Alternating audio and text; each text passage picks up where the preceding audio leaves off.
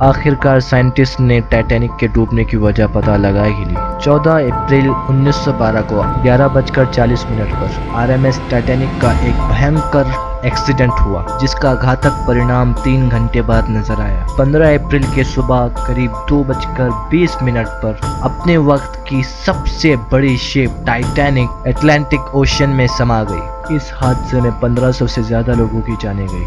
जिनकी जान गई वो लोग टोटल शिप में मौजूद प्रेजेंट लोगों के 2/3 थे, यानी आधे से भी ज्यादा लोग इस हादसे में मारे गए थे।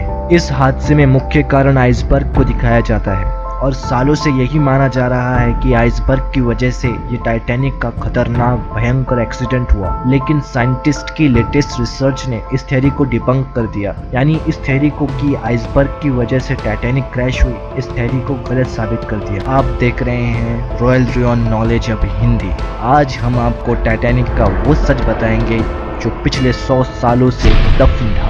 882.9 फीट लॉन्ग, मतलब 882.9 फीट लंबी, 92 फीट वाइड, मतलब 92 फुट चौड़ी, 175 फीट हाइट, मतलब 175 फीट ऊंची, और 46,328 टन यूजेबल वॉल्यूम, मतलब 46,328 टन यूजेबल वॉल्यूम के साथ। इन सब चीजों को देखें तो टाइटैनिक इंडिस्ट्रक्टेबल लगती है। टाइटैनिक इतनी ह्यूज और इतनी बड़ी थी कि शिप के ऑफिसर्स को भी 2 हफ्ते लग गए थे उन रास्तों को समझने में। टाइटैनिक में 4 बड़े स्मोक टैंक्स थे। स्मोक टैंक्स मतलब ये जो आप देख पा रहे हैं अपनी स्क्रीन पर, बड़े बड़े चिमनियां, और हर एक का वजन 60 टन मतलब 60 टन था, और उनकी लंबाई 81.5 फीट मतलब 81.5 फीट तक बढ़ाई गई थी, ताकि सारा जो धुआं है वो ऊपर ही चला जाए और पैसेंजर्स को इससे कोई तकलीफ ना हो, क्योंकि ऑलमोस्ट 100 टन से ज्यादा धुआं इन डेक्स में से निकलता था। स्मोक डेक्स को 30 डिग्री के एंगल पे रखा गया था ताकि वो और अच्छे और इम्प्रेसिव दिखे। इतनी अमेजिंग और गजब शिप टाइटैनिक इतनी मजबूत थी, इतनी हाइट ज्यादा थी, इतनी विड्थ, इतना पावरफुल उसे डिजाइन किया गया था। आखिर इसे बनाने में कितना खर्च आया? इस शिप को बनाने में तकरीबन $7.5 मिलियन खर्चा हुए थे 1912 में, जो कि व्हाइट स्टार लाइन इस कंपनी ने बनाई थी। इस शिप के ओनर व्हाइट स्टार लाइन के JP मॉर्गन थे। अगर हम मॉडर्न एक्सचेंज रेट और इन्फ्लेशन के अकॉर्डिंग बात करें तो अगर आज की डेट में वो टोटल होते हैं $7.5 मिलियन, यानी $166 मिलियन। अगर आज की डेट में कोई टाइटैनिक बनाने की कोशिश करे, उसका एक्सपेंस मे बी $166 मिलियन होगा। और हैरानी की बात तो ये है कि 1997 में जब टाइटैनिक के ऊपर मूवी बनी, उस मूवी का टोटल खर्च $200 मिलियन और टाइटैनिक का $166 मिलियन, यानी टाइटैनिक को बनाने में कम पैसा लगा था एज कम्पेयर टू उस मूवी के। हार्लैंड एंड वाल्व इस शिप यार्ड में तकरीबन 3000 लोग लगे थे टाइटैनिक इस शिप को बनाने में। इतनी भारी मात्रा में मजदूर हफ्ते के 6 दिन काम करते थे सुबह 6 बजे से, और फिर भी शिप को बनने में 26 महीने लगे थे।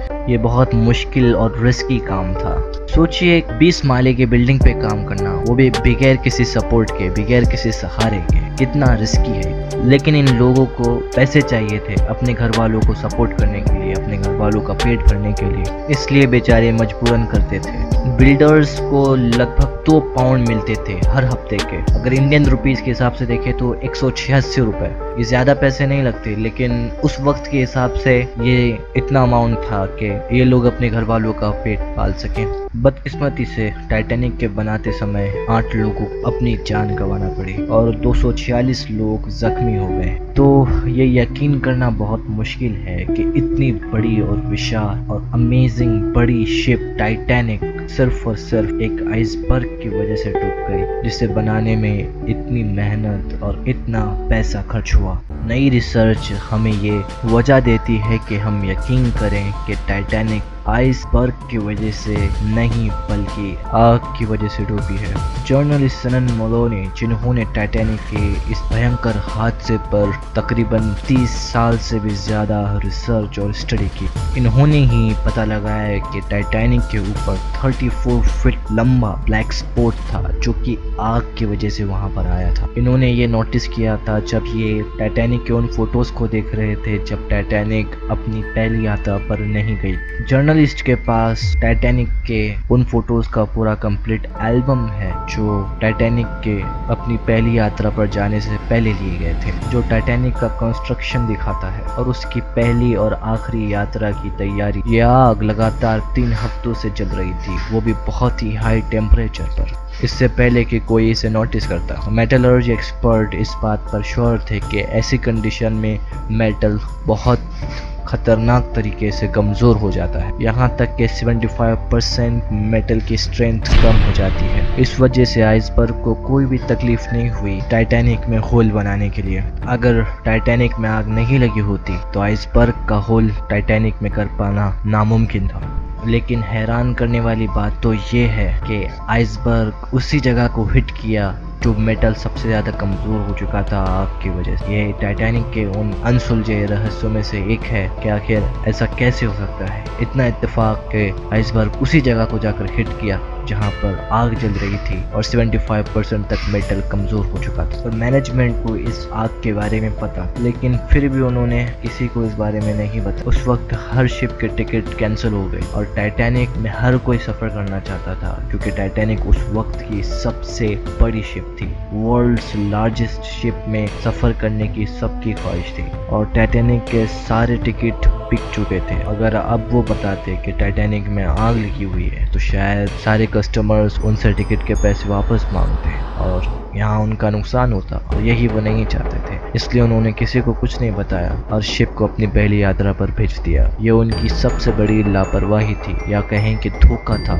उन मासूम जानों के साथ जो उस शिप पर उस दिन सवार थे, उन 1500 लोगों के साथ जो उस दिन शिप में मारे गए थे। तो हकीकत छुपाने के लिए शिप ओनर्स और मैनेजमेंट ऐसा प्लान कि टाइटैनिक को ऐसे रखा जाए कि वो ब्लैक स्पॉट नजर ना आए। ब्लैक स्पॉट वाली साइड को समंदर की तरफ रखा गया और अदर साइड जहाँ पर ब्लैक स्पॉट नहीं था उस साइड को पब्लिक की तरफ रखा गया ताकि पब्लिक नोटिस न कर सके कि इस शिप में कहीं पर भी कोई आग चल रही है।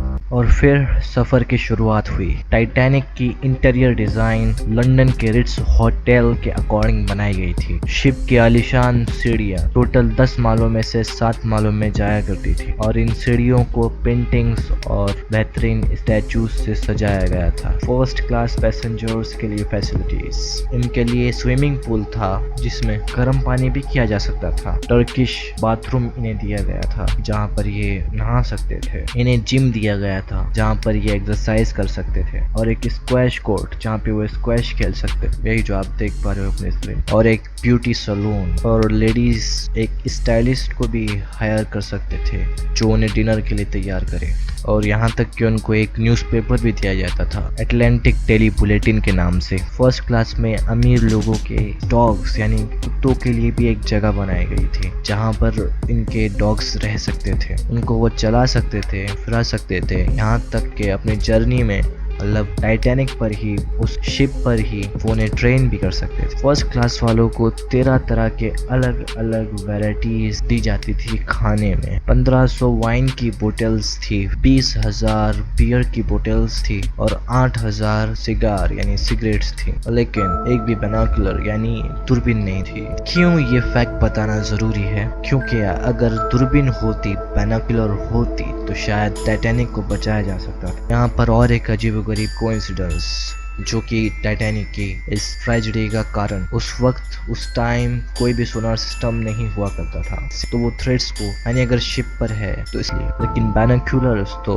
टाइटैनिक के एक स्पेशल कंपार्टमेंट में लॉक करे हुए थे। एक ही इंसान था जिसके पास उस कंपार्टमेंट की चाबी थी, सेकंड ऑफिसर डेविड ब्लेयर, जिसको बदल दिया गया था आखिरी मिनट पर ही। ये इतनी गड़बड़ में था शिप को छोड़ने के कि चाबी को दूसरे कैप्टन या ऑफिसर के पास देना भूल गया और इस बात का पता चला था टाइटैनिक के निकलने के 3 दिन बाद, जब टाइटैनिक सी में थी यानी समंदर में मौजूद थी, यानी अपने सफर पर थी। अगर टाइटैनिक में मौजूद क्रू को बाइनोक्यूलर यानी दूरबीन मिल जाती तो वो आइसबर्ग को पहले ही देख लेते, और अगर पहले ही देख लेते तो शायद इतना बड़ा हादसा नहीं होता। लेकिन फिर भी टाइटैनिक का ये बड़ा क्रैश अवॉइड किया जा सकता था अगर शिप टाइटैनिक बोट्स सिर्फ आधे से भी कम लोगों को बचा सकते थे, 1/3 लोगों को बचा सकते थे इस पूरे शिप के अंदर मौजूद लोगों में से। और हैरानी की बात तो ये है कि उस वक्त टाइटैनिक और या कोई भी और क्रूज शिप में इतने कम लाइफ बोट्स होना लीगल था, क्योंकि पैसेंजर्स के अकॉर्डिंग लाइफ बोट्स नहीं रखे जाते थे,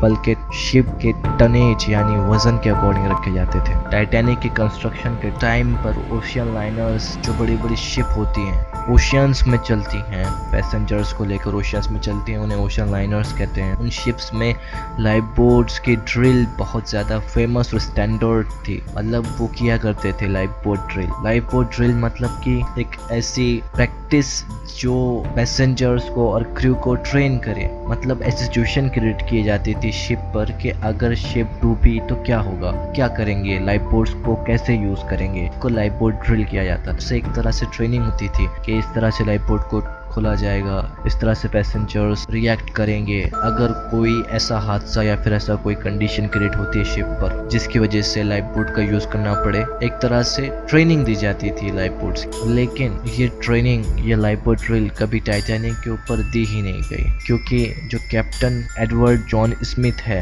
इन्होंने इसको जिस रात टाइटैनिक डूबी उसके सुबह को शेड्यूल किया था, यानी अगर टाइटैनिक ना डूबती तो वो फिर सुबह को 15 अप्रैल की सुबह को ये ट्रेनिंग देते, और किसी को पता नहीं उन्होंने ऐसा फैसला क्यों लिया। और इसी फैसले की वजह से जब टाइटैनिक का क्रैश हुआ आइसबर्ग के साथ 15 अप्रैल को 2:20 पर, तो क्रू के 12 में पता चला कि कैप्टन स्मिथ अपनी पहली एग्जाम, नेविगेशन के एग्जाम में फेल हुए थे, और फिर अचानक वो एग्जाम पास कर गए। हो सकता है कि कैप्टन स्मिथ इसके डूबने की वजह हो, लेकिन हम डायरेक्टली नहीं कह सकते, और रिसर्चर्स ने भी यही कहा, we can not blame anyone directly, हम किसी को भी डायरेक्टली ब्लेम नहीं कर सकते कोई भी हादसे के लिए। जब टाइटैनिक डूब रही थी उस वक्त उसने डिस्ट्रेस सिग्नल भेजे थे दूसरे शिप्स को, जो उसी जर्नी पर साउथहैम्पटन इंग्लैंड से न्यूयॉर्क जा रहे थे, और जो भी शिप्स उसके आसपास थे उन सबको। और तभी एक उसके करीबी शिप कैलिफोर्नियन ने इस सिग्नल को इग्नोर कर दिया था।